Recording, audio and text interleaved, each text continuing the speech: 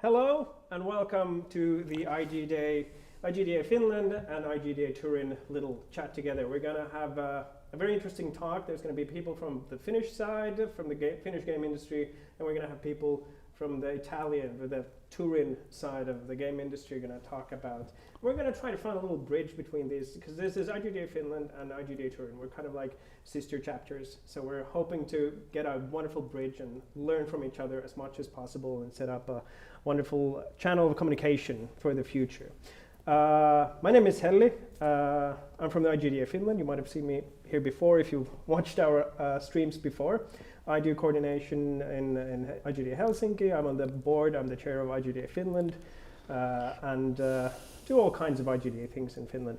I don't think we need to go too deeply into IGDA Finland because we've talked about it quite a few times on this channel. I will quickly mention that we have 13 hubs. We have a lot of events we're doing.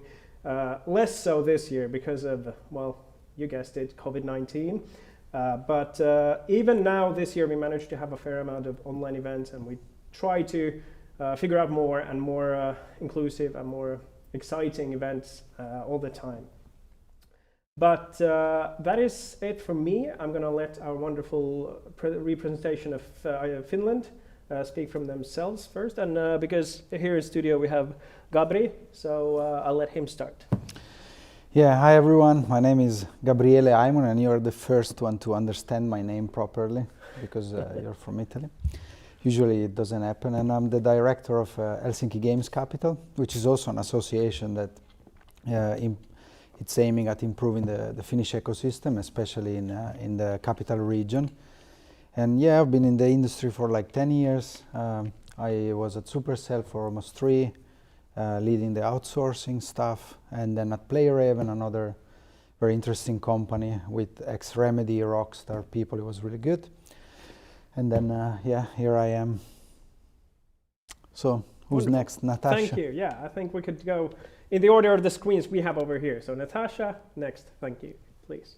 Okay, thank you, and nice to meet you, everyone. My name is Natasha Skult, and today I will be representing actually my indie studio. So I'm a CEO and creative director of MyTale indie studio here from Finland, and looking forward to all the discussions about the game dev shenanigans this evening. Thank you for having me. Minna, would you like to be next?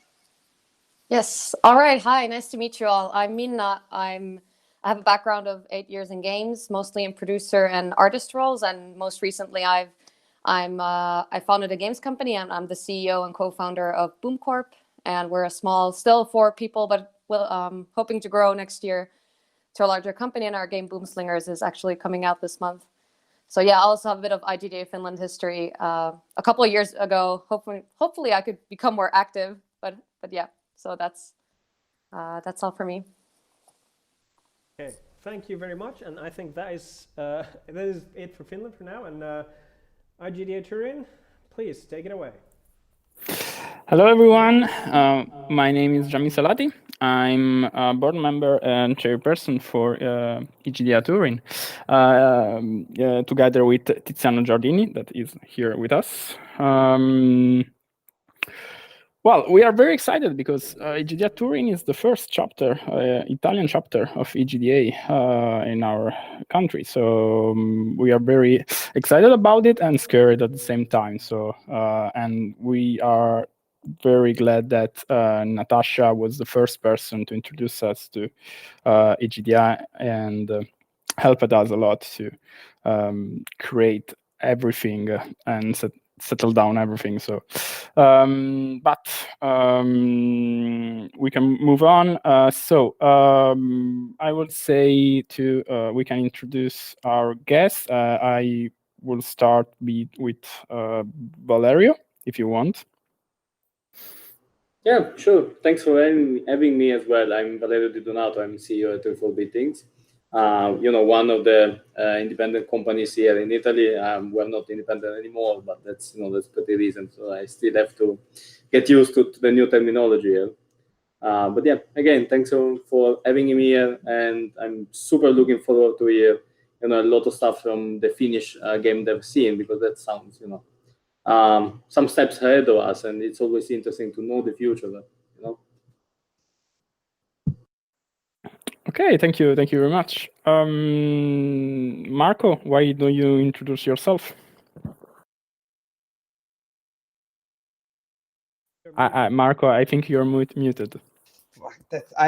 Excuse me, I'm Marco Matsalia. Hello to everyone. Yes, it's very strange that this Mac and that these headphones stupid disabling operation. So I'm Marco Matsalia. I'm working since 2018 in the game industry.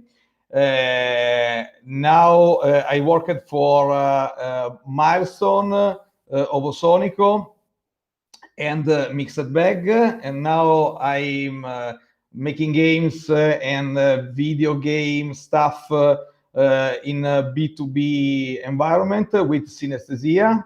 That is a company that organizes, for instance, a lot of events like DroidCon and so on. And now I'm teaching game design and gamification at the Polytechnic School of Turin in the latest year courses. And so for the Polytechnic School is the first course of game design or in the gamification. So in some game industry related subjects. So for me, it's a very nice opportunity to show how my experience to teach about video games and my experience in games. Thank you very much, Marco. It's very appreciated. Yeah. Davide, I know you from a long time and very happy to see you here. So let us know who you are. I'm really happy to be here, and thank you for the opportunity also. I'm Davide, and I'm representing the Tiny Blue Studio, a studio here in Italy, an independent studio, and I'm the game designer. I think I'm representing the junior side at this round table because I don't have such experience like the other guests, but thank you for the opportunity and thank you for having me here. Well, thank you very much. I will give you, Tiziano, the chance to introduce yourself, because if IGDA Turin exists, is most thanks to you. So let us know who you are. Hello, everyone. My name is Tiziano Giardini. I am the other co-chairman of IGDA Turin. I think this event is like the best thing that could happen in the present, since I have been working on this association chapter thing for like almost a year now with Natasha. That I thank you a lot for all the support you are giving us. And yeah, basically I'm the founder and CEO of a gaming startup called Monobit, which Gabriele knows well. And yeah, basically, this is where I am now. Okay. I will leave the word to our main speaker now. Thank you. Wonderful to have you all here. It looks like we have a surprise guest here as well, Antti Salomaa. We skipped him earlier, so let's hear a little bit from Antti if you want to introduce yourself. Yeah, sure thing. Hey everybody. I was a bit, as you said, a bit of a surprise guest. I've been talking with Gabrielle about the Helsinki Games Capital stuff for the past a couple of months. My background is actually, I've been working for Kopla Games for 4.5 years. Kopla Games have produced Nonstop Night and Nonstop Night 2. I was working there as a vice president, operations manager, and lastly as a communications manager. And I was doing that until June this year. But after that, unfortunately, my position was made redundant due to, well, COVID and all of that stuff. So I've been doing this consulting work after that, and just looking for opportunities to mingle with IGDA people and things after the COVID shutdowns and lockdown all the events. So just happy to be here and just to spy on your little meeting here. So cheers. Well, it's lovely to have you here, being a spy. Yeah, cheers. I have to give it to you. You have a very handsome beard. I like it. It's really good. Thanks. Yeah, I mean, you have a good beard as well, but like, I mean, he has a bigger beard. You didn't tell me this. You all have wonderful beards. You know, everybody has a good beard. Except for It's me, the beard basically. inside that counts. But yeah, wonderful. If You have all only I knew, I would let it grow for today, you know, like, but I freshly shaved just for this. So it's like, if only I knew. Good to know. But yeah, so let's get into it. So there's a couple of different things or topics we want to delve into today. And I guess Turin is interested to hear about what we do in Finland, but personally, I'm really interested in hearing about how you guys do stuff. And I would propose that you guys start, and I would throw the ball to you, kind of about the public perception of video games as a hobby and as an industry in your country / Turin. So yeah, maybe if we can start with that. So take it away, Italy. Okay. Well, I don't think I should initiate this conversation because yeah, I have my experience, but I would say that the Valerio and Marco perspective are very interesting and have much more experience. So I will give you, Valerio, the word.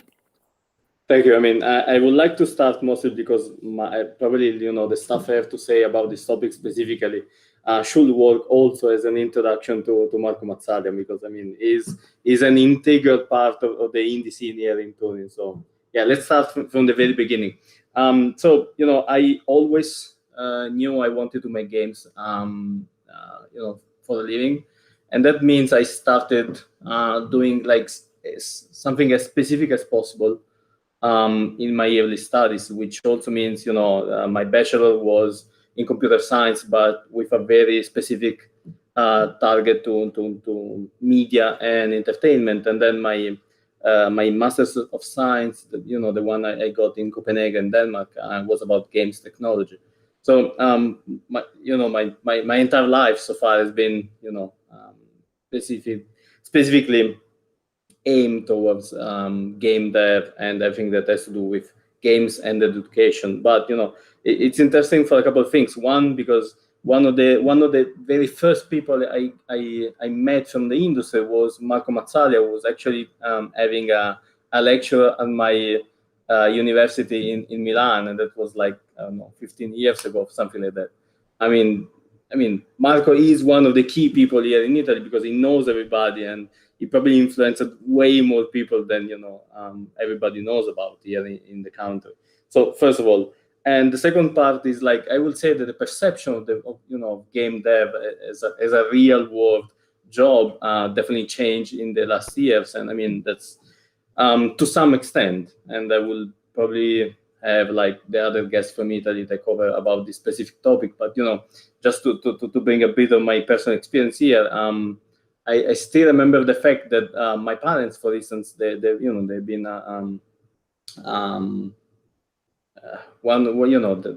the fundamentals of having a job and having an academic career in my life. But at the same time, there were the people who were always asking when I was graduating in med school instead of game dev. I mean, like, being in medicine, that's a real job. Making games, it's like, yeah, maybe you can get there, maybe. But at some point they actually had to change their opinion and their perspective of this. And I still remember the day. I mean, it was when they visited my studio, and we were 15 people working at the 4-bit things. I mean, that's exactly when it happened. So it's a real job, but it takes some cultural push and some, we still have a lot of work to do to actually completely change the perception of game dev in Italy. And I'm pretty sure that Marco has a lot to say about this now.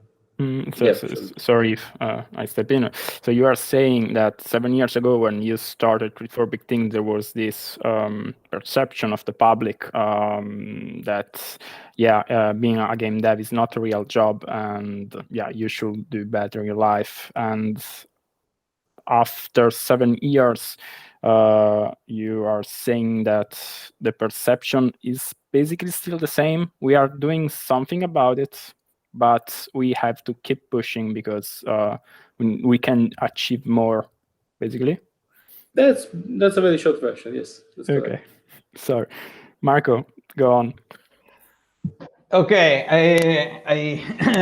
I catch my memory, and when I told to my mother, Mom, I change job and I'm going to work for the biggest studio in Italy, and then I saw her face, and it was like I said I do drugs.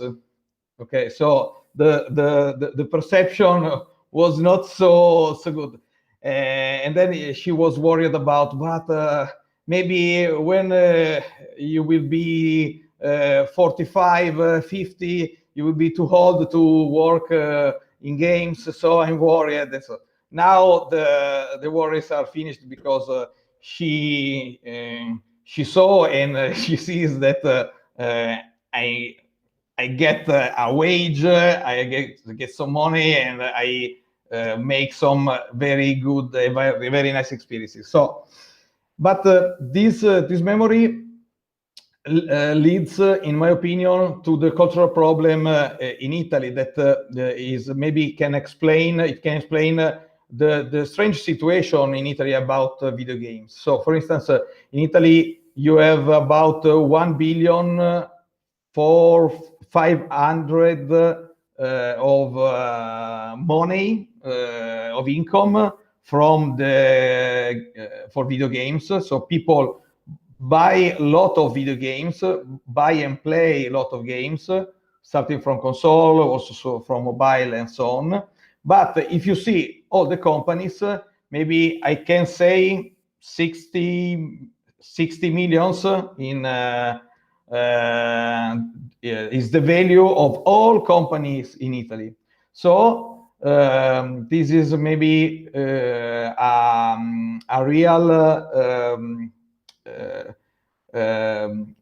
real strange situation, okay? Because you have a lot of people that consume video games, but the business is not growing. So maybe the reasons are a lot. Maybe the financial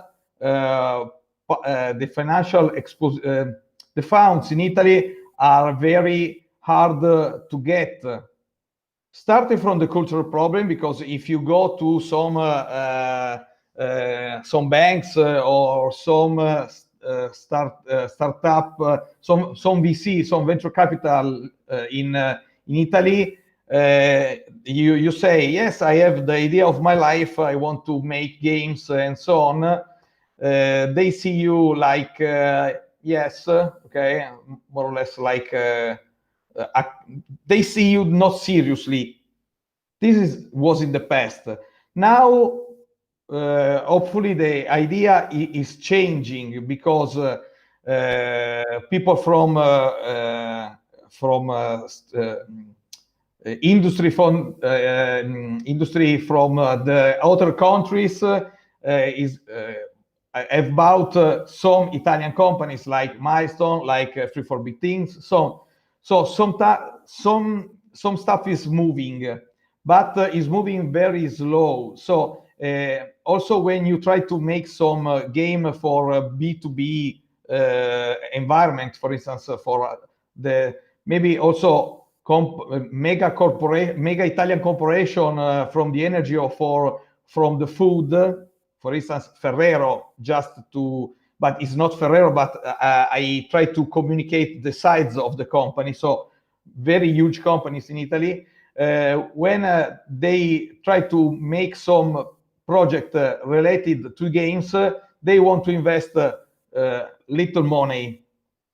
So now there is growing, but I suppose that this cultural problem to match the video game as an activity for children or only an activity just for fun and not just, for instance, to give some experience or to be a form of art. This is why this is one of the reason because the game industry is very slow in Italy, in my opinion. I don't know if you get the problem because we can say a lot, and me and Valerio we found an association T Union that is a sort of EGDA, a local EGDA. But me and Valerio, we can count a lot of time, lot of meetings, lot of useless meetings with some people in Turin, very important people in Turin, trying to explain the industry as usual. Okay, you are the people of slot machines. Video games is slot machines, isn't it? No, it's not. So it's very, very hard, but I suppose that we can see some light because universities like Polytechnic School of Turin, Polytechnic School of Milan, and so on got the importance of the game industry, and so the courses opened for the latest of university are a good sign. A good signal for us. Mm-hmm. Well, very thorough answer. Yeah, yes. Totally. I will say it's interesting to have this perspective from to people that have done a lot from the senior perspective in Italy. So I would like to know what Davide think about it, since he is very not young in this industry, but he just started his career. So Davide, what do you think about it? Yeah, actually, the difficulties which Valerio and Marco just explained are the one that made me think twice about starting my company here in Italy, because I in my 3-year school in game dev, I listened to a lot of stories about failure and so on. So it was like more consciousness about these problems, and thinking about them, I wanted to start my career in a bigger company, because I'm not just thinking about me in a sort of CEO role in my company, because all of these problems, but also because I think the time for video games in Italy will come later on in these times. I don't. Something is moving, just like Marco said, but I think that we are late in front of the world conditions. So this is my perspective as I listen to a lot of stories, because my experience in this come from these stories, because I didn't live them yet. I haven't lived them yet, so I can say something meaningful, but I can surely say that if I don't want now to start my own company, is because all of these problems here in Italy, all of these strange vision that people have. Like 3 years ago, almost 4 years ago, when I started my game dev school, all of my friends supported me. So I was happy to start a new life, a new career in a new world. But at the same time, I think that people we hear, I am a game developer. They say, oh yeah, fantastic, it's so interesting. But inside, I think that this is just an hobby. I think they see our jobs just like an hobby, because video games here in Italy are just hobbies, but someone make them. So I think that the vision has to change, but the people, the public has no awareness of video game development, and not video game medium, but video game development, because and the people almost know nothing about development. They know a lot about the medium, but not about development. So I think that we have to start to make them aware of the development and the processes behind the video game they play. So this is it. I think I almost said everything. Thank you very much. I will leave the word to our main host and IGDA Finland. Okay, thank you. That was very interesting to hear. I hear some similarities to Finland, like in the past, not full on, but like certain things at least. And but it's also good to hear, from what I've understood from Davide said, that like the younger generation sees it differently than Marco's mother's generation, for example. And but yeah, how about Finland? Do you guys want to say something? I know you've all been around for a while, so please. Who starts? Sure. Well, you know, if we're here, so why don't you go first? Well, first of all, I want to say one thing to Davide. So when you tell this to your friends, do they react like this because you are happy and they aren't? Because you are doing the thing you want to do in your life? It could be that as well. Of course, it doesn't pay your salary, but you're happy.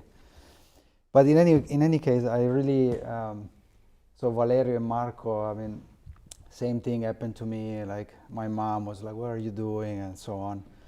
And then when I said, "You know, Mom, I work at this company and it was sold for 13 billion," and she was like, "Ah, okay, I think it's a job." So anyway, it's very, very similar. I come from the same background, but and I think also here in Finland probably it happened the same. You know, in the past, it's just normal. It's a generational thing.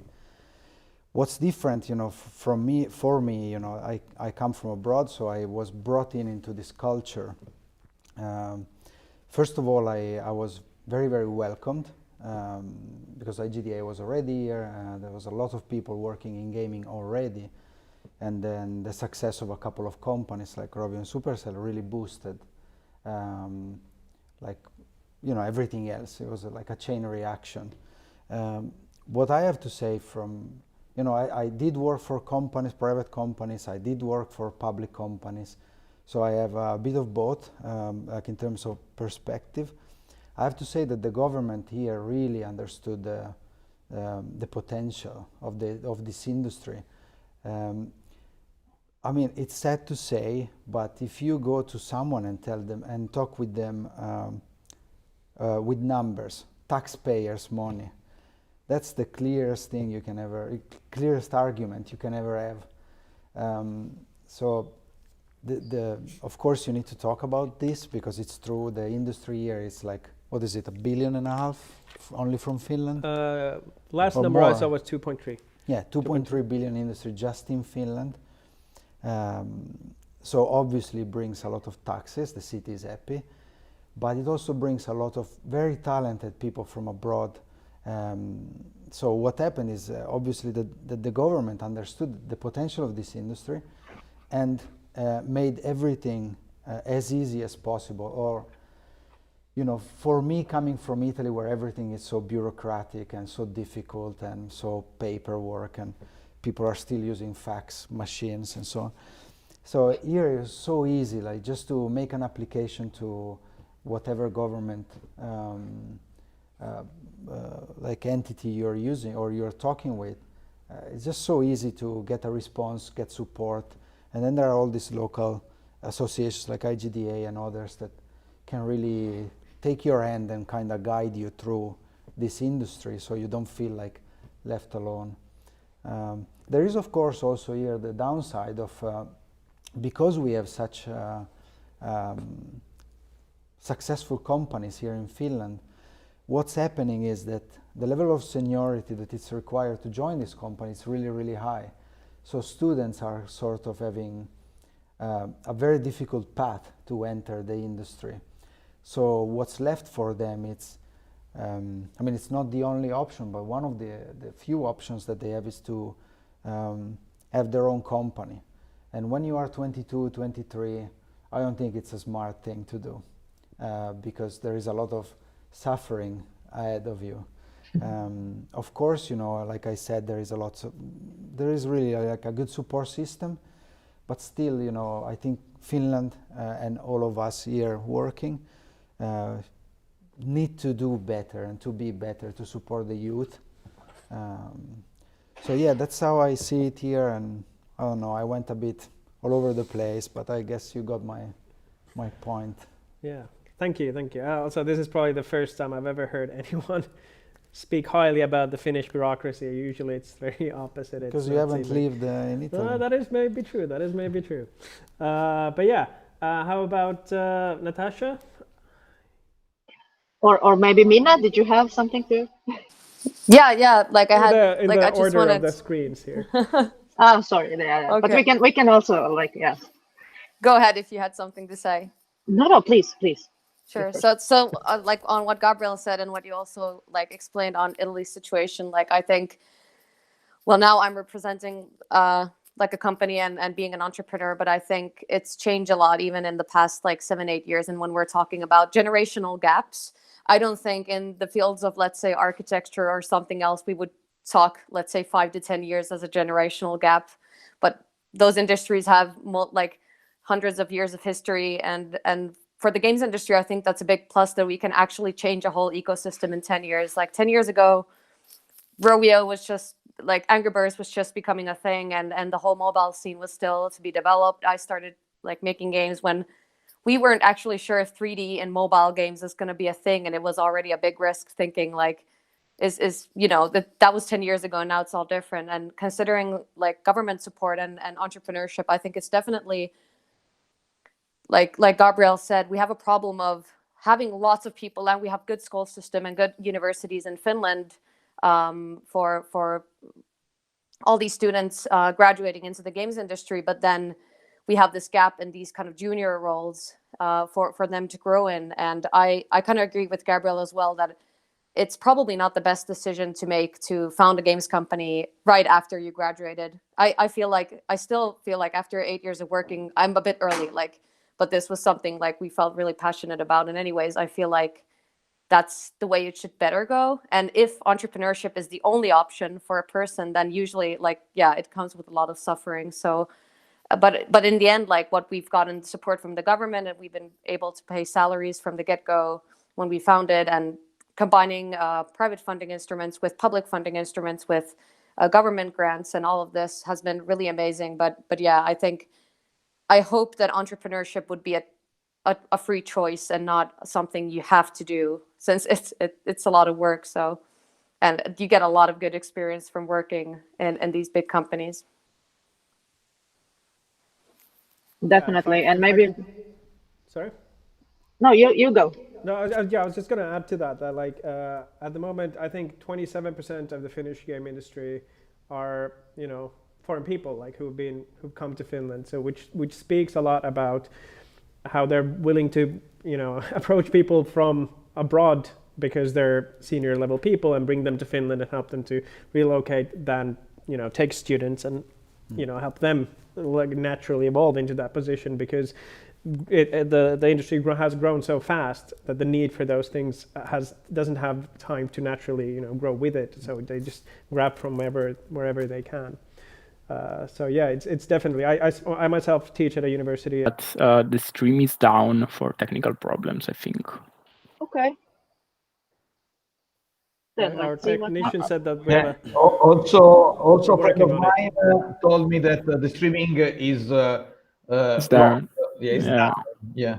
Okay. Please call an IT manager. Okay, it's back on. It's back on. Sorry to Okay, interrupt yes, you. okay. Go on. For now, okay, Are come we back? Yeah, be back. Awesome. We're back. All right. All is well. Go on. Excellent. So Good what catch, I was guys. saying that so what I was saying is that as someone who is teaching at University of Turku game design and game art, and we have here 3 universities and a lot of talent that graduates every year. As a small city, we don't have enough gaming companies or even any like this sort of open positions. So mostly the jobs are in Helsinki or elsewhere. So this is another problem that we have here, that we are kind of like losing the talents because we don't have enough capacity in the smaller cities. And this is not the only thing, like this is the same thing across Finland. Like basically everything outside of metropole area, you have this issue where people have to move due to lack of jobs.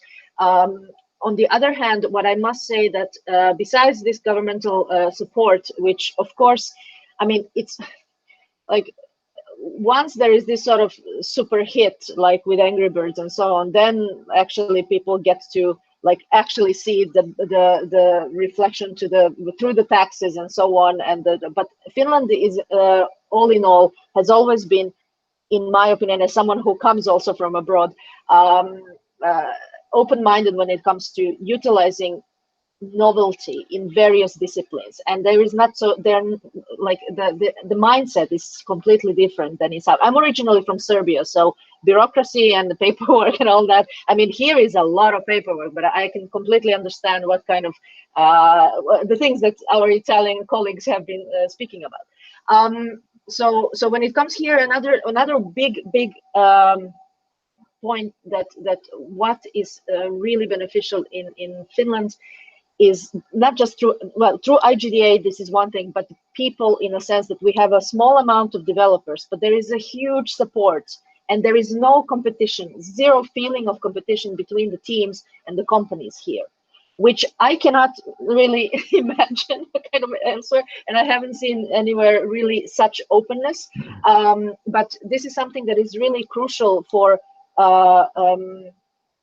going forward as an industry, as together, because even that, like we have this saying here, which actually Vesa is known to say, like from the local industry, like companies come and go, but people stay, because you never know what's going to be a hit and what's going to happen and which company is going to fly and which not. And even if there is success, I mean, one can bankrupt. That's how industry is. So there is always risk. But the thing is all about the people and the trust. So basically, even if some companies are closing, there will be other companies that are recruiting the same talent, like again, because we need more talent. So there is constant this sort of transparency and collaboration between the companies, and also with the outsourcing opportunities and whatnot. So there is this sort of real community feel, even that we are developing business. But it's this sort of like that you're not alone. So there will be even fellow dev helping you with going through this bureaucratic stuff to get the funding or whatever stuff, because you can, like for example, I feel completely confident to call Minna and just say, hey, I actually have a question about this application. Can you help me out? And I'm certain she will. And this sort of, so this is kind of the mindset that developers have here, that we are there for each other, because we all have great ideas for games, but it's all about what you do with that idea. I mean, that's the kind of the thing, and how you develop it further. And you have to, like, negative answers are the big part of life, regardless what industry you belong. You only need that one positive answer. You only need that one kind of the hundreds of no's, but you really have to keep going to get that what you are dreaming to accomplish. So yeah, that's my coin to the Witcher when it comes to this topic. But I would highly recommend, and this is the reason also why we are doing this, that I think there is a high it's highly beneficial that we could also do this as well with other countries, with other developers across the globe, not just, let's say, in the like country-based, because there is so much talent around the world. And but yeah, I'll shut up now. If I can add to that, because what Natasha touched on, like the openness of the industry, I think, like, I completely agree that it has been one of the key factors why the industry has done so well in Finland, and that is, as the chair of IGDA Finland, I feel confident in saying that is one of the key things IGDA does, is that we make it possible. We have these venues, these forums, these places where people keep up meeting, specifically the people, not the companies, because they like Natasha and Veska said, like, they come and go, but like these people, you know, you might work in 5 or 10 or 15 different companies, but you're still the same person, and these people keep these connections up, and we provide the places where they can meet and they can stay friends. So when they have this problem, like company A is dealing with problem X, and they know company B has dealt with X earlier, so it's not a big issue to call and be like, hey, what do we do with X? And they're like, hey, we'll send Mikko over. Mikko solved that last time, so he'll be fine. Yeah, okay. And then he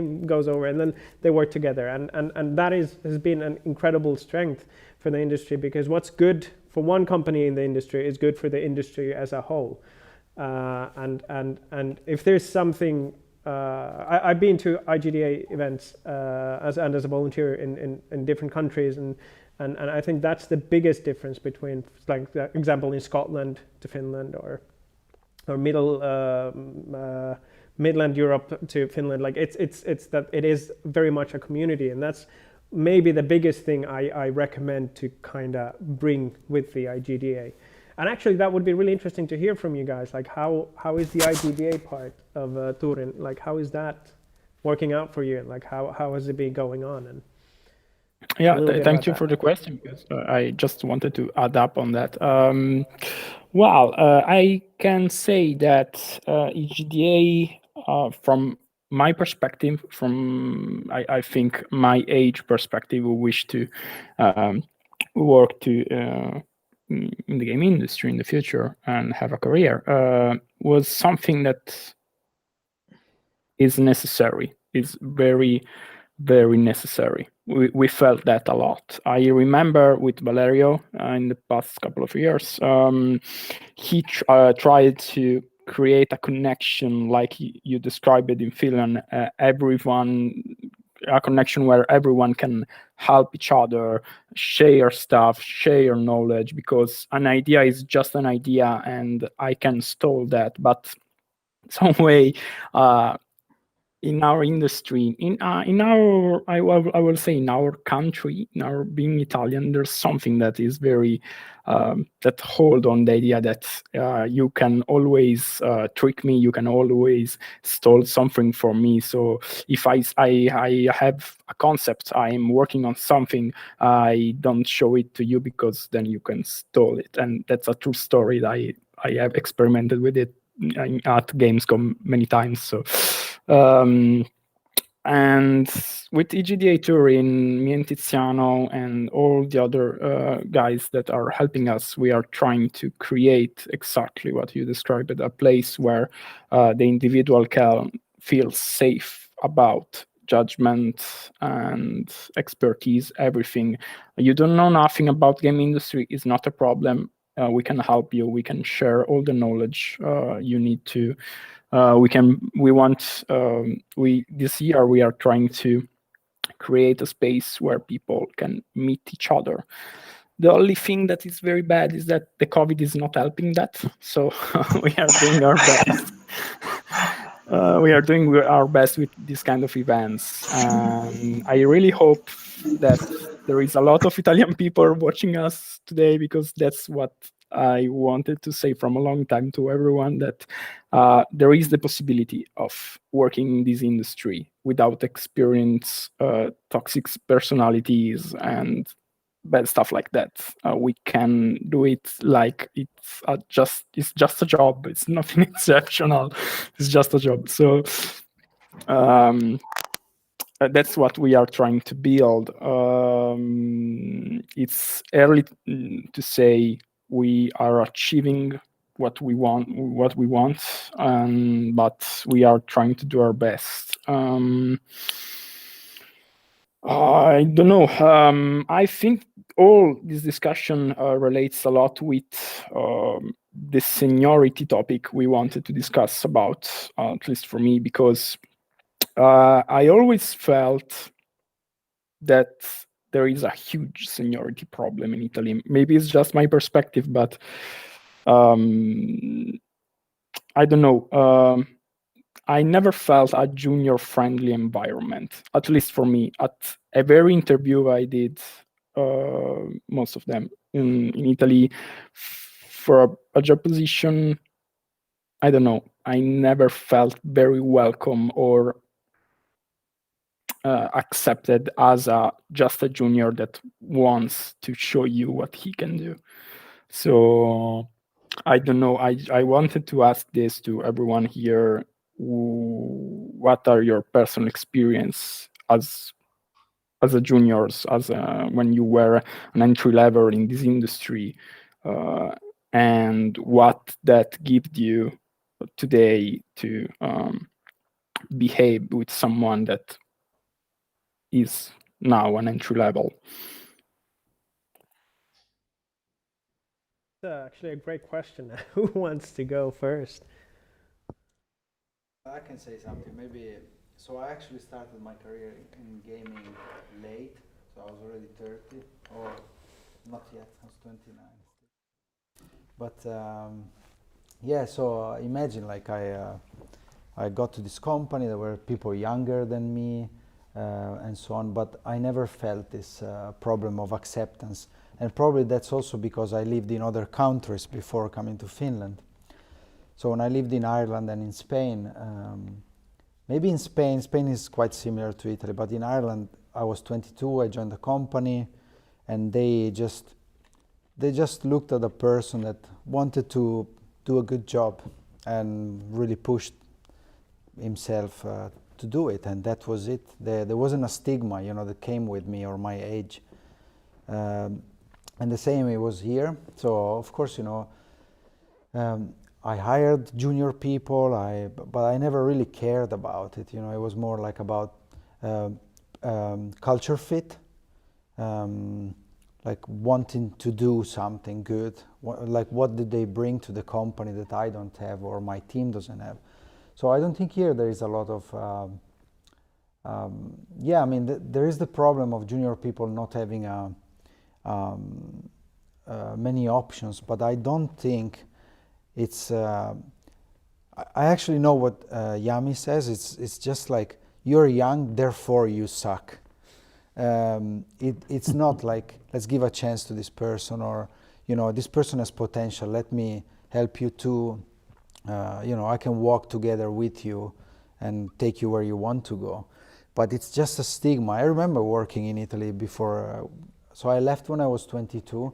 So before that I did some jobs, but I was like, hey, I really want to know how these things work. You will have to learn it yourself. And that's how you acquire seniority. Here it's different. I also now work for this non-profit association. It's my job to help whoever comes through the door to, even with Tiziano. With Tiziano we've been calling now for 2 months or something like this. Whatever questions he asks me, I really try to be really, really open. And if I don't know it, I'm not pretending to know it. I probably know someone that knows something better than me. And that's, I think, how this industry works, like Natasha was saying. We really try to support each other where we can. I was trying to have my own startup. I didn't know how to do a shareholders agreement. I just called friends. Hey guys, I don't know what I'm doing here. Hey, come here, we do it together. Even Antti, now present in this call, I don't know how to do certain things, and he really stepped up, and lately, he gave me back some life. Thank you, Antti, because I was stuck in some things. So this is how it works. And me and Antti didn't meet. We didn't know each other before the last month or month and a half, but. It was a phone call from a friend in common, and it's like, Gabri needs help, can you help? Okay, right, let's do it. So this, I think, what needs to be addressed in Italy, but it's a country with a very old culture that comes from thousands of years of doing things in the same way. And this industry is so new, is so different. It's perceived as a hobby, like Davide was saying, still maybe by some people, and so that's why there is this stigma attached. It's like, oh, this is these people trying to, you know, make something colorful on a screen. Yeah, Natasha, I think, has something to. Just to add to this, fully agree. But one straight away, like the kind of solution that might be, if there is, I mean, solution. It takes time. All of this takes time, and also very much to highlight that IGDA Finland has been around 16 years. It's not something that we established last month. So these things take time. Building trust with also public sector, like internationally, it takes time. So the only thing is that do not give up and stay strong together. Again, work together. That is the only way to do it. But to add to what just like now Gabri was saying, one thing that in Finland has been also we have been working very hard on that, and of course there's always place to improvement, but definitely immediately showing the straight away results is diversity, and not just diversity of the sort of the team members, which is crucial, but as Gabri said, like this is like the traditions are there, the same mostly guys are around doing stuff in the certain way and so on. So anything new is scary for them as well, like as much as for everyone else.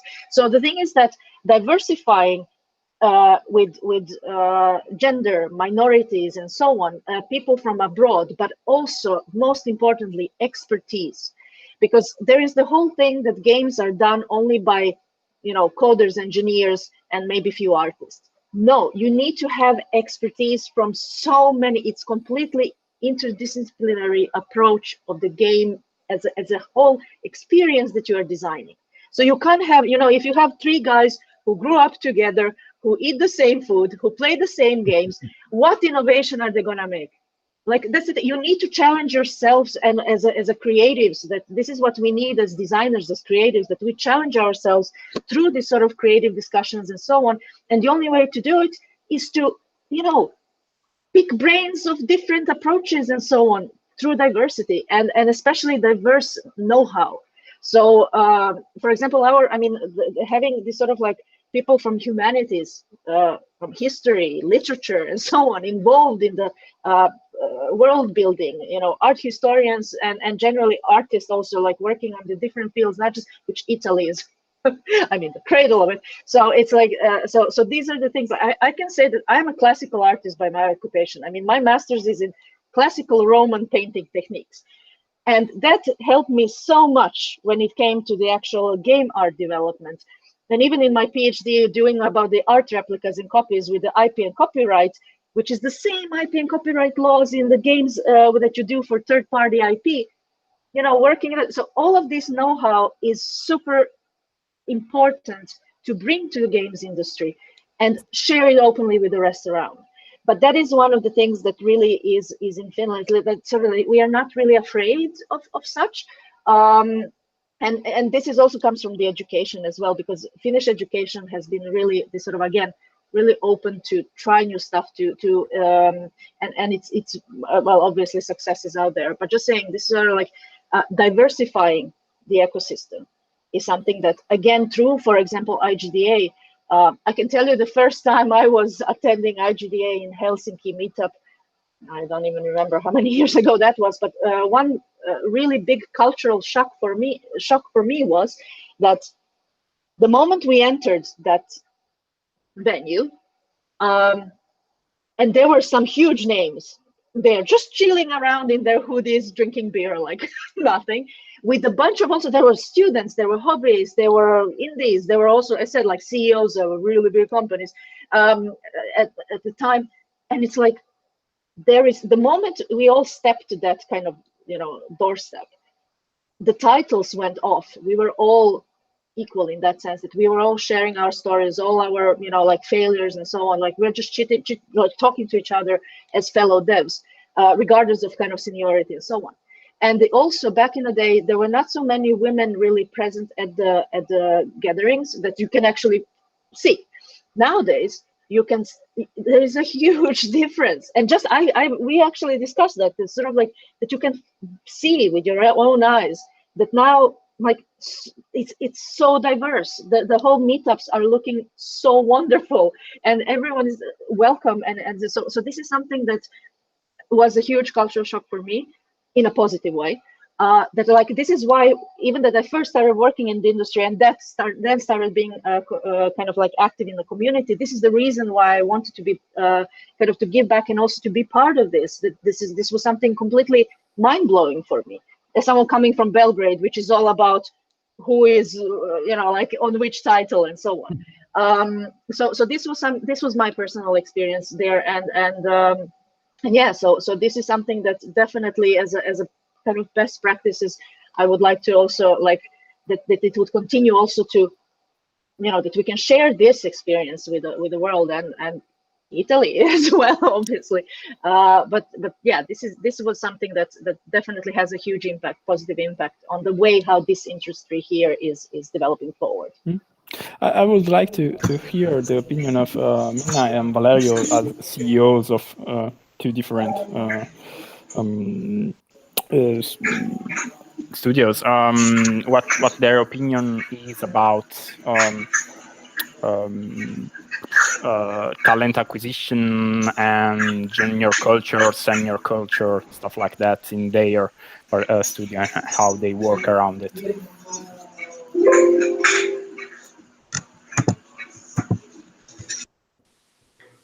Do you want to go ahead or should I start? Sure, please start. It's fine. Okay. Considering our current position in founding a startup, we haven't been hiring it, only like a couple of employees. So I can talk from experience from my previous jobs, and also because I've been in junior roles before. I can't speak for how juniors are right now, but when I started in the industry, I think there was still some kind of trainee abuse and this kind of thing of promising, the moon from the sky, but then you get 100 euros a month and work 45-hour work weeks and this kind of thing. And I'm also, I kind of learned how to make proper contracts and not to do that and like ever again. But because there's always an influx of new people and juniors, those kind of companies can continue doing that with new people all the time. And because those new people don't have connections to the industry, they don't really have friends or kind of acquaintances to tell them, hey, don't do that. So but in other hand, I think the junior, aside from kind of that experience, I think there's been quite nice ways to enter the industry as a junior, like joining the IGDA Finland, joining one of the hubs and doing stuff around there and kind of showing trust that you can do even though you don't have a lot of experience. And I think like what we've been talking about, the Finnish games industry, it does revolve around trust a lot, about people trusting you and about people knowing you. So I think there's quite some nice different ways of getting yourself known and kind of networking in the games industry, even like with 1 or 2 years of experience. So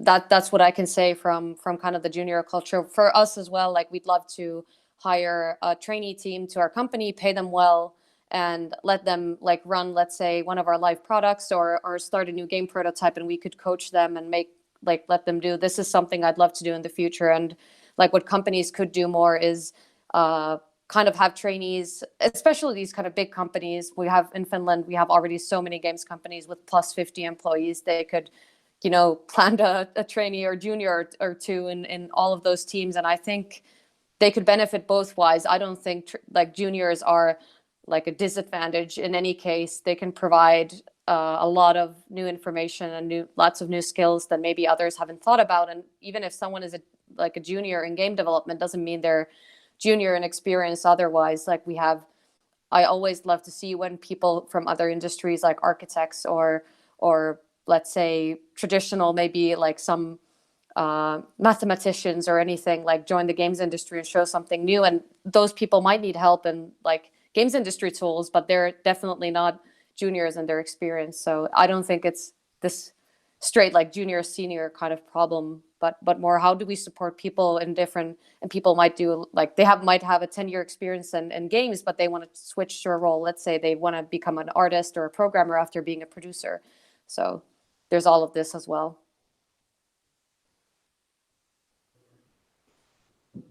Yeah, well, thanks for everything you said, Min. I mean, I 100% agree. I mean, it makes a lot of sense, and all your comments are definitely on point. I mean, I agree to the point where, generally speaking, I don't think there is a seniority problem in the industry as a whole, but definitely there is a lot of issues related to supporting the people, and it's specifically important when it comes to juniors, because not because they're junior and they don't know how to do stuff, but mostly because they're not usually emotionally equipped to manage a lot of different situations. So that's probably one of the key differences between a junior person and a senior person. Is really not about the technical skills, it's not about the hard skills, as Mina was basically implying. It's more like seniority comes with a combination of soft skills and hard skills, and it really depends on the company and the values behind that company. But generally speaking, we always try to focus on the soft skill as much as possible, because that's the person basically. Hard skills come and go, hard skills change. I mean, there's a lot of stuff that you should not care when it comes to hiring, when it comes to the talent pool. And as Mina said, I mean, juniors, they definitely need responsibility as well. They definitely need ownership for everything they do. They need to feel, the importance of whatever they're doing, even if they're junior. Again, but they need to be emotionally equipped for all of this as well. That's crazy important. That's probably one of the most undervalued points in supporting the growth of people inside the company. And the other topic of discussion here was like the community feel in the game industry. And I mean, you, Jamie, and you guys talk about the community feeling inside the game industry, and I must agree on certain things you said, and I have to disagree on a lot of other stuff you guys said, mostly because I experienced personally, I mean, the sense of community inside the game industry globally, when it comes to helping each other at a global scale. I think the game industry is probably an exception to the entire world. I know that I have a lot of people, people I consider friends, or people I consider colleagues, or simply people that we met once or twice, and they're still more than open to help and share knowledge and share how to do things, and a lot of this stuff that is critical to the community feeling you're describing. I mean, you said a lot of nice stuff about the local industry, but again, I will not try to confine that, because I don't think that's the case here. We are a global industry. We should talk about that, and the community feeling is that. I mean, I feel that, and I understand everything you said, even if we are in Italy. So yeah, I mean, that was really good points on from both, and I'm really happy, Valeria, that you mentioned that often with seniority comes soft skills, which is something that is sometimes overlooked. Like people are thinking like, oh, making games is all technical. It's just like you gotta know this tool, you gotta know how to code. But there's a lot of soft skills that are used on a daily basis, and I know for a fact that a lot of companies, at least here, prioritize on having a person that fits the team, because you can teach the tools, but it's difficult to teach how to be a good human, as it were. So it's really good to hear that, like, that's a thing to think about. But yeah, I gotta say I liked a lot what I've heard about, and I one thing that Natasha was talking about when she was talking about diversity being like a good strength, and I just feel like I need to share these examples. So like with my students, we have engineer background people, so programming a lot. We've been making game projects. So I've seen so many games like, oh, this is like Doom, but like, with orcs or bows, or I've seen like, oh, this is like Warcraft, but with guns. And I was like a million of these. But when we finally added, we got like these 3D and 2D people added from our, our sibling university, so they met together. So now we have like, it's been so nice to see something else than blood and gray walls and like guns, because like our latest game I was helping them with was this like cyber corgi in a cyberpunk city where you gotta wash off graffiti from the walls. Like it's very silly, but it's so different. It's been really nice. So just having very different people brings so much to the whole experience. But yeah, we don't have that much time anymore. We have like about 25 minutes. We have a couple of more, one more subject kind of really to go into, or a theme. But I'd like to hear again from our Italian friends a little bit about So the things we talked about, like, well, okay, 2020 is weird anyway, because like Yami said, like COVID had made a lot of things a little difficult. A lot of companies have suffered a little bit. But in Italy, like some of these problems we talked about, like stability and longevity of the career and how you see the career, like what are your steps? What do you think are the best way to address these problems? And even more so, like where do you see the Italian or Turin game industry from a hobby and like but even more from like an industry perspective in 5 years? Like what is your perspective on that?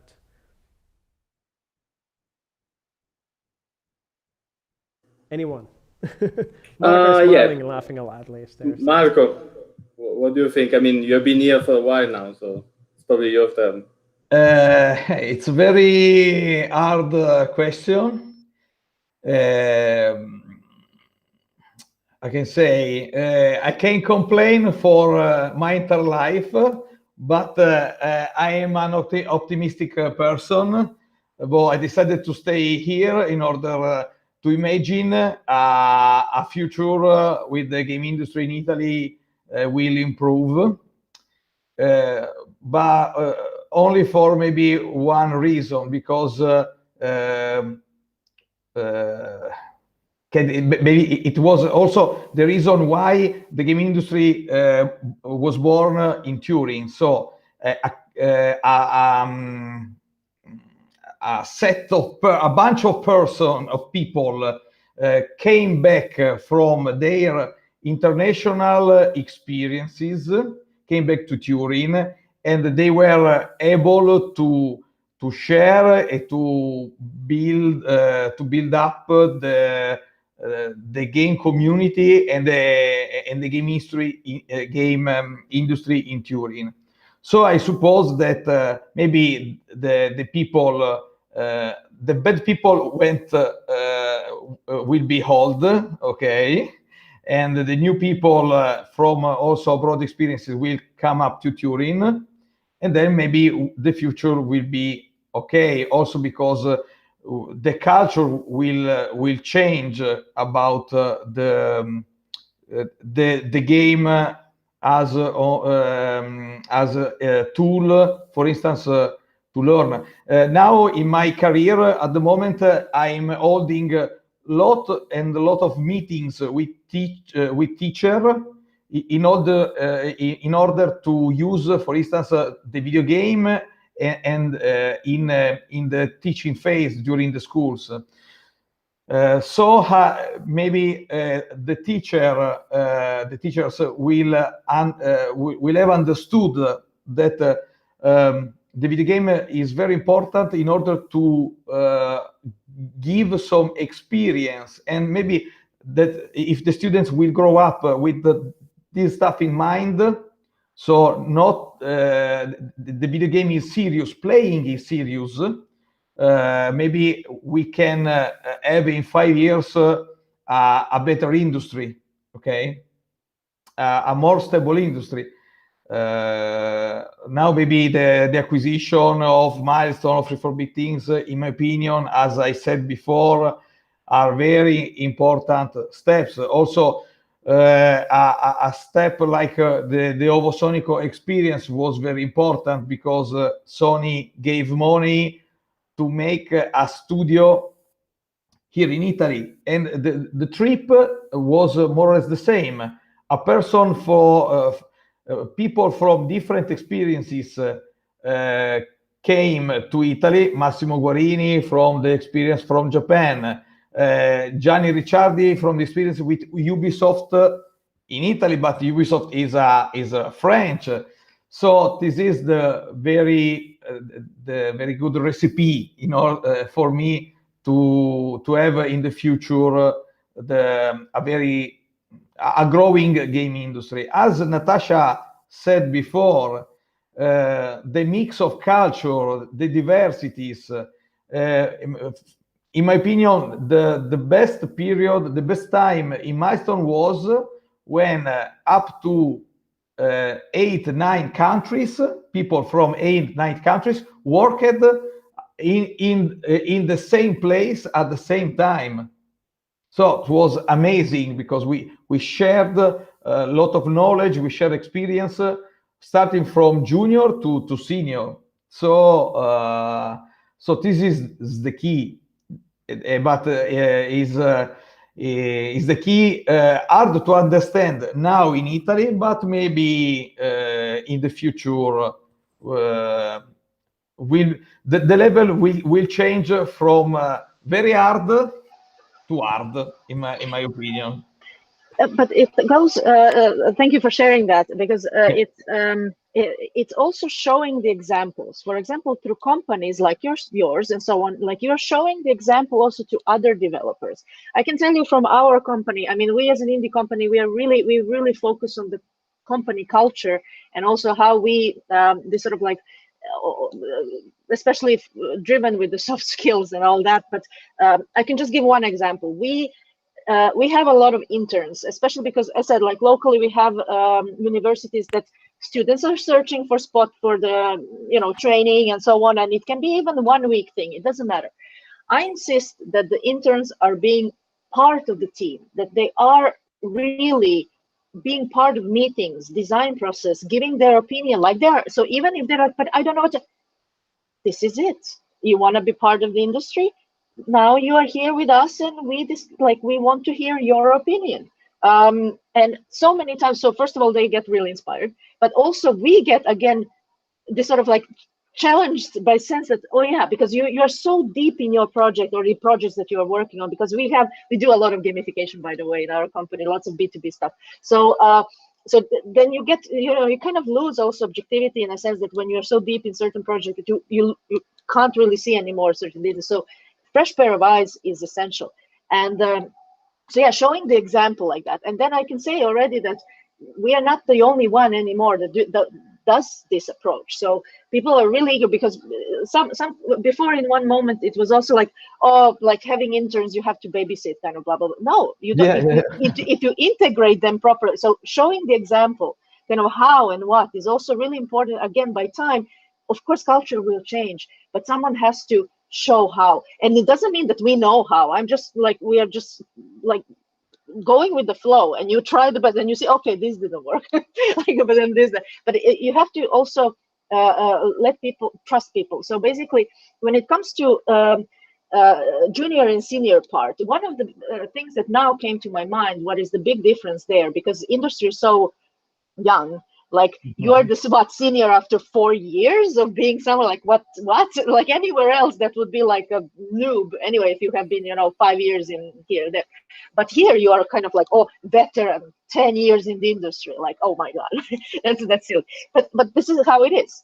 So the thing here is about independency, and independency not about going at least this is what I like now came to me from all this listening to all of this, is the independency in the sense that people, you not just that you trust people that they can do tasks that are on their on their list, on their plate, like what they need to do, but also that they are independent also in finding the solutions as well, and figuring out and letting them also so not just giving tasks and stuff, but really letting them figure things out and figure together. So of course, if there is a challenge, bring in the whole team and do it. So but that is the thing, like independency doesn't mean that someone is on their own going rogue and having complete anarchy. No, it's about being able to deliver stuff with this sort of personal input and this sort of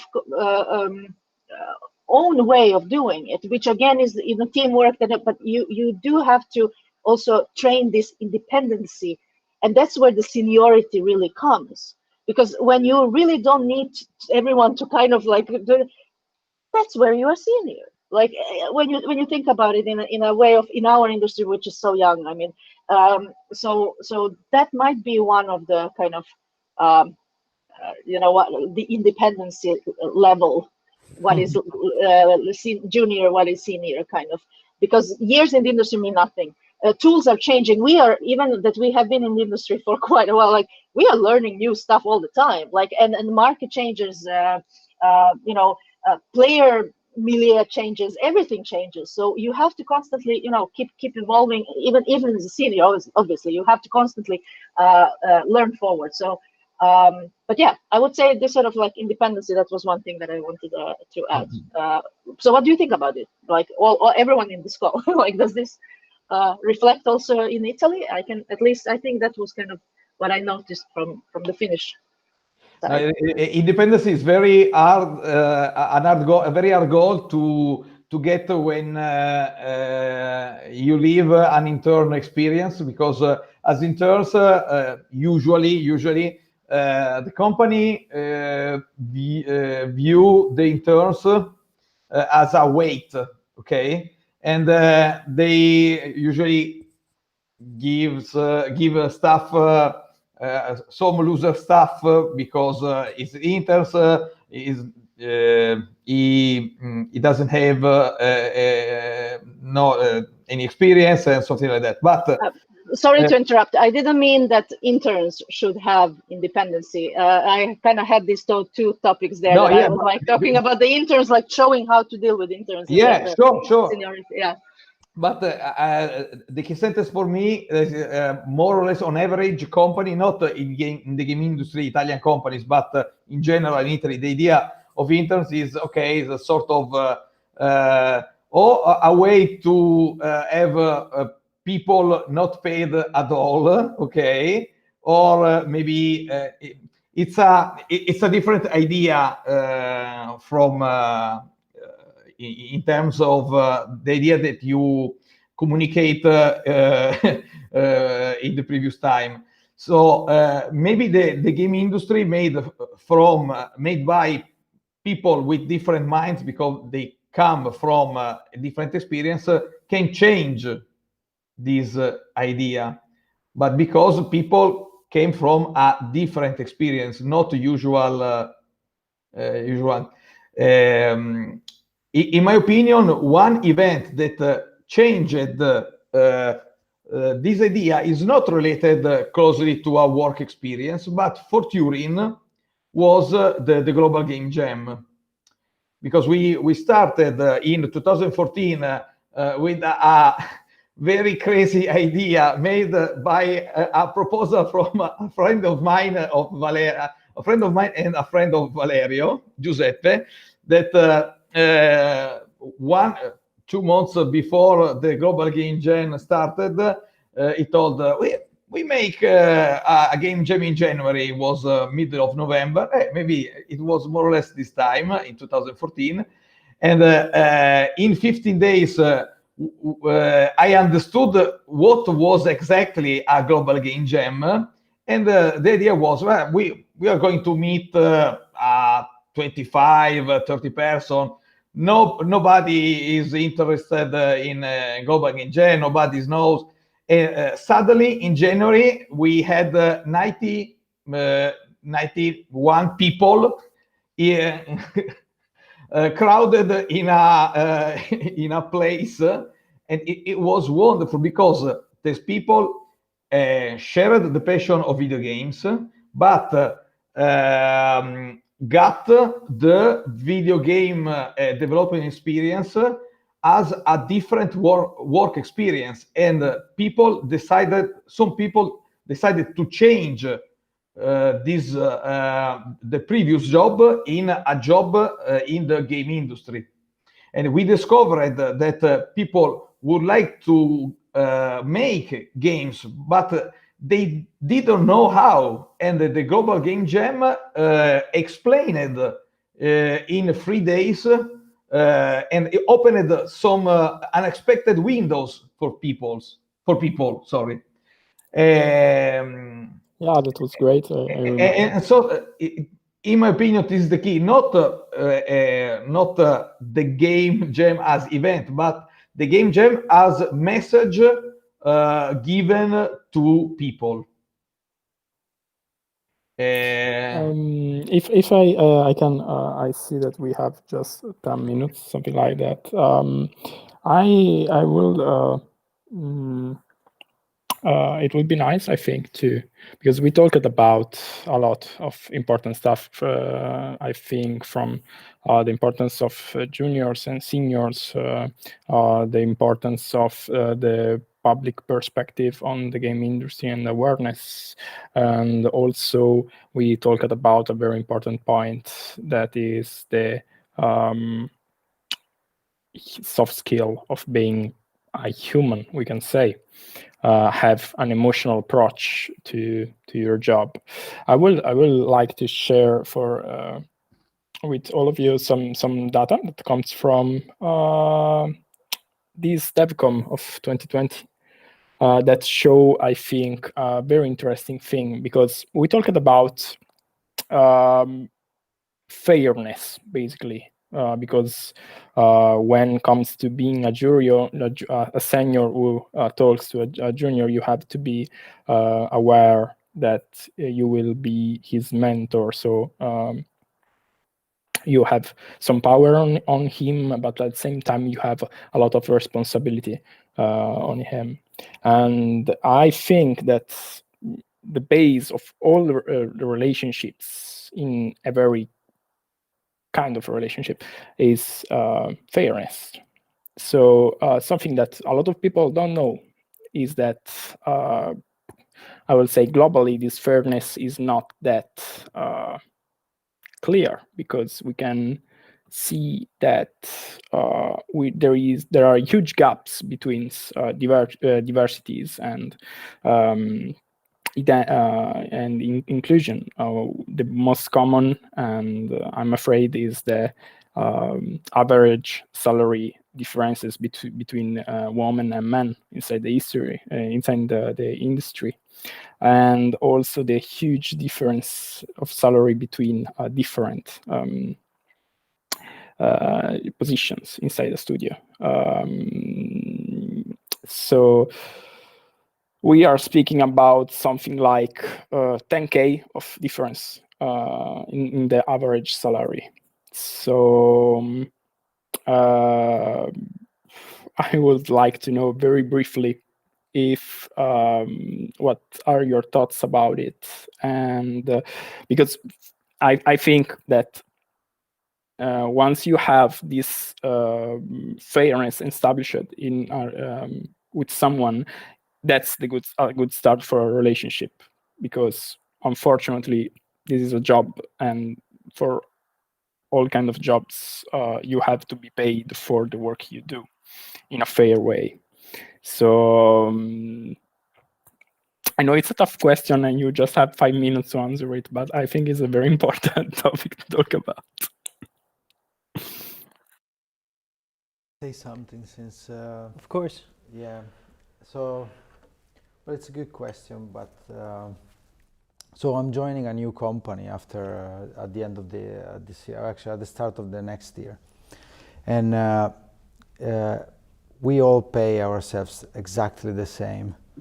The difference is in shares and options. So for example, I will be the 7th employee or 8th employee, so our same salary exactly as everybody else, and then I have options, and and so on. So I think I think this is a very senior company. I actually shared some stuff with Tiziano about this, but what we decided all together was like, I don't care which role do you have, we all bring the same value, or every person brings a specific value to the company, therefore we should not diversify, put ourselves in different levels. you know. So the difference is really in the stake of the company you hold, and simply because of the, you know, the type of role you get. But we decided all together that, hey, why not? Let's pay ourselves all the same, and you know, it doesn't matter. So I don't think it's. I think, to be fairly honest with you, I think we are going a bit off topic here, in a sense that I think what from our side would like to do is really, we are very lucky to live in this country where this industry is truly special. And I think what I would like to do, and also I really would like to be used by you as much as you can. And I am pretty sure that everybody here from Finland is thinking exactly the same. And I want to see this industry growing in Italy. There is a lot of talent, a lot of creative people, a lot of, being creative in Italy, it's since forever, you know. It's a country that has a lot of artistic value and creativity and so on. So I think, you know, I've been working many times with the Italian embassy here, and their job is strictly, it's pretty much to make deals that makes them look good, you know what I mean? So if you work with politicians in your local, in Turin, I'm from Vercelli, so I'm not that far from you. So next time I'll promise I'll visit. But if you are able to talk with someone that makes some decisions on the city level, it would be amazing if you could, through me as well, I can offer a lot of help. Put them in touch with the local embassy here, and try to eventually, when this annoying corona will end, try to either you come here in some sort of like educational trip, I don't know how they call them, or somehow use some sort of like ambassadors, you know. It can be some of us, some of these people that Marco was mentioning that they had success in other companies, and be their spokesperson, spokespersons, yeah, of to just tell good stories about this industry and break down numbers, because as you know, like Italy is a country where levels are important, like we all agreed, and unfortunately it's like that. And if someone with certain levels can be the ambassador of this, I think it would really open up some doors. Then, for what it concerns the working method, we touched a bit about the working method in the industry. Like, I think we all work in very flat organizations, without roles, without I think I spoke the other day with a friend that just left Supercell, and I was like, "What's your best memory?" And he said that Ilkka at a desk like any one of us, and he is like a multimillionaire. And that it was his best experience after like 3 years in Supercell. So what I mean by that is that this industry created this culture that everybody is equal, and but we are in a sort of bubble. So we need to look after each other. But in order to break to knock down some walls, we need to go to. I think we need to use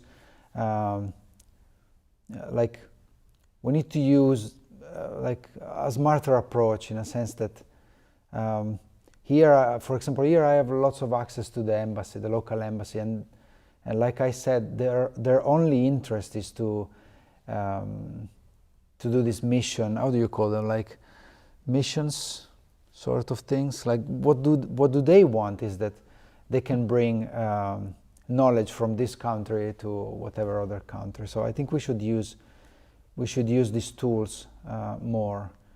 And like I am here, there are lots of other Italians that are here that work in the industry, and they could help, to build some bridges. So I just think we need to, I wouldn't say make an action plan, but be a bit more concrete on the goals you want to achieve in the next 6 months to 1 year, and then use as many people as you can to deliver these messages, or Definitely, and to add to that, we have a lot of the numbers, a lot of the studies about the Finnish game industry are public. Like, for example, Neo Games is a authority that does like a study every couple of years of the Finnish game industry, and that it's a public thing. You can look for, if you go nogames.fi, you can see there, it's in English. So if you need like numbers from the Finnish industry, like so that you can maybe look how to build or like how to approach some municipal people, like definitely do that. And we're happy to help with that, definitely, and if we can in any way. But we're kind of running to the end of this event. I'd like to hear any closing thoughts from questions, everybody, anybody who wants to say something, words of wisdom. Yeah, I mean, if nobody's speaking, I can start, definitely. So first of all, well, I would probably talk directly to Davide because he's here and he's probably representing a lot of young people trying to get into this industry in the country. And I'm happy that, you know, the educational journey he took basically got him to the point where he's a bit scared of starting a game dev company, because I mean, that's correct in a sense that you have to be a bit naive to be an entrepreneur and to specifically in this industry. But at the same time, I'm a bit worried that it worked a bit too well. I mean, you need to be scared because it's tough, and nobody's really speaking about the emotional cost of running a business. That's crazy. Like Mina pointed to it before, and I think that's probably one of the key aspects that, you know, everybody should be aware of before starting a company, like in general, but specifically in a creative industry. But everything else we discuss and we complain about, I don't think that you know, anything about those topics actually matters when you open your own company. I'm talking about bureaucracy. I'm talking about access to money and to funding. I'm talking to, you know, a bunch of stuff that, yeah, it's a problem. It's difficult, but it's not gonna stop you at any point. The emotional cost of running a business, I mean, that's a final boss. That's pretty much it. Good thoughts. Yeah. Scary thoughts. Can I say something? Yeah, I think that being scared is right. It's one of the most important aspects of being a game dev, because if you're not scared, you can push yourself enough to make something unique. But speaking about education, specifically about game education, I learned something about game dev, but the education didn't give me the tools to run my own company. So when I graduated in 2020, this July, I didn't have the tools to start my own company. So if I wanted to, yet I was lucky enough to have already a job. But if I wanted to make my own company, I didn't know where to start. So I think it is one point that I really miss within the game dev education here in Italy. Actually, it is missed in the education in general here in Italy. But talking about game dev, I think it is a huge subject to explain something inside the education, because I got many of my schoolmates that wanted to start their own companies, but at the same time they didn't know how. And some of them now are trying to create their own company. They're working together, but there are no information on how to start the company, how to get funds, how to get bureaucracy in general. So I think that this has to be one of the most important subjects to explain within the game education in Italy. So it is right to be scared, and it is so important to be scared, but at the same time, as junior, we need to know how to create our own world and our own companies. And without the tools, we are swimming in the deep ocean of information, and we want exit, and we want to escape this bureaucracy, and we will drown in a deep ocean of papers and bureaucracy. Yeah, just a quick comment. So all of you opened your own company, right? Yes, Valerio, No, Davide, you just opened Tiziano, right? No. I work for another for a bigger company. I'm not the. Okay, I don't but open. some of you did, right? So if you don't get the support from the local authorities to get this information, why don't you compile this information and share them with the community? And like, hey, these guys, for anybody that needs this, come to IGDA or whatever, and here is how to open a company. Yes, can jump right in. It's the first thing that comes to my mind, like, to share the Yeah, support. that's one of the, I think one of the goals also is to provide support on these things in the future. Maybe by, like, we have a lot of great talent that has opened and has made sustainable organization in Italy. One is Valerio, of course. So I think in the near future we will like start like you say in Italian, breaking the balls to these people and ask them to create, like, because I come from the management science engineering, and one of the aspects to create a great entrepreneurial ecosystem in your place is entrepreneurial recycling, because I think that it's for like what Davide said was true about entrepreneurship education in like when you're a junior, and it's very important, yes. But I think that the most important thing in our country is starting the recycling process, like, because there are many challenges that cannot be taught in school, but can be transferred from people that have more experience than us. And we need to create the pipelines to make sure that this competence can like flush from senior people, like senior entrepreneurs, to junior entrepreneurs that want to suffer, basically, like me. And so, yeah, sorry, just want to say a closing thoughts too. I mean, but that's a good point. And for example, here, I remember when I was trying to do this shareholders agreement or other type of agreement, I just typed on Google shareholders agreement, and there is a website, Seed.fi. I think you guys in Finland knows it. It has all the documentation you need for Finland, everything. Someone put it there. I don't know who did it, but someone was really nice and just put all the documents there.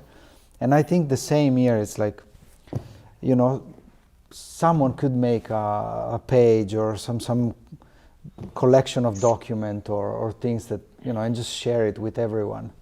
And yeah, if I remember correctly, start from somewhere, you know.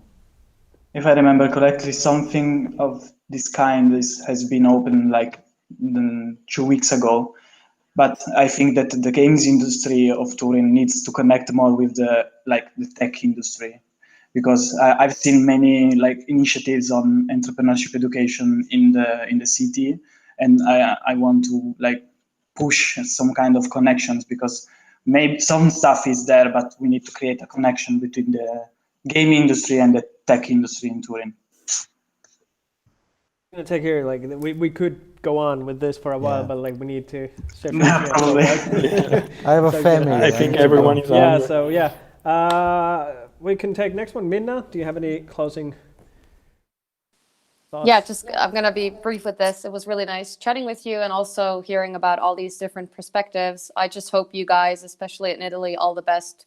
You definitely didn't get the easy stuff with Corona. So all our thoughts, like, I think Italy is on our Finnish national front page in the news as well. So you're in our thoughts as well. So keep safe and have a great rest of the year. Thank you. Natasha? All I want to say is that you will see more of Italy, Finland doing stuff together in the future, definitely. Not just now in near future, but for years to come. And I'm sure that if nothing else, Gabri and I are one of those, like usual suspects in the Finnish games industry. And I hope, Gabri, I can speak in your name as well here. That we are here to, like fight windmills and make sure that voices are heard. So this is just the beginning and I'm very glad that we got to have this event together, and looking forward to see all sorts of programs that we have been already slightly speaking about. But Italy is not the only one. The whole Europe is having an incredible. So this whole thing has to expand forward and see how we can support developers locally, depending on whatever challenges they may have around. And IGDA is one of those networks that can definitely help a lot with. So thank you so much for sharing these stories with us, and generally for very inspiring discussions. So this is just the start. I'm looking forward to what comes next. Well said, well said. Thank you. Marco? I finish the meeting with a very and I'm very happy because I got a breath of fresh air and enthusiasm. So, in my opinion, is a starting point to collaborate and to share experience. So I'm very happy to have participated in this meeting, and now we maybe in the future, when the COVID will be finished, we can meet or in Finland or in Italy. So you're welcomed, and really, I would be very happy to invite you and to guide you through Turin, through our cities. Also, I hope with Valerio. And so thank you so much for the experience. Thank you. Thank you. Thank you very much. We have Yami still. You want to show us? Yeah, absolutely. Well, from the IGDA Turin point of view, we are very excited about these occasions that IGDA in general is offering us, and I really hope to make something together with Tiziano, you, Natasha, everyone, something that will help people to get where they want to get, to arrive with their career and as individual also. So I just hope for the best, and I just can say, from my point of view, I will do everything that is in need to be done to arrive there and create, I don't know, a safe land for developers. One day at a time. One day at a time. So I'm gonna say that's a lot. So that's it's a great start. And I like Gabri, anything to add? Very much. It's nice to that I got to know you, and Tiziano is my contact. Maybe I'll give you another email since I'm leaving that. But why don't we start writing to each other or talk on Slack or somewhere, or Discord, whatever.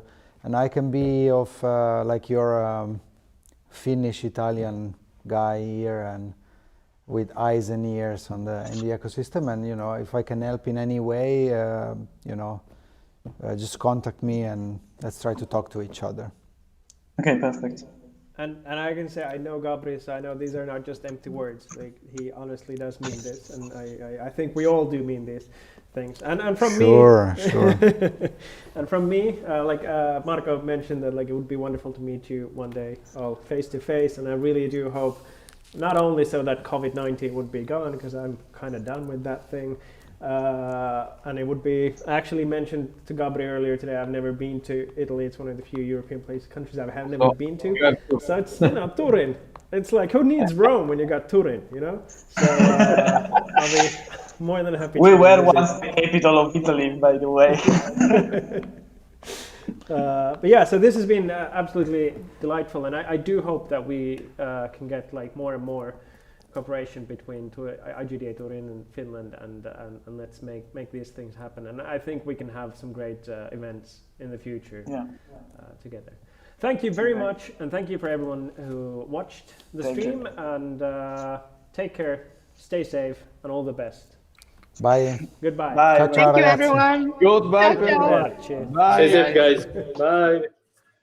Bye.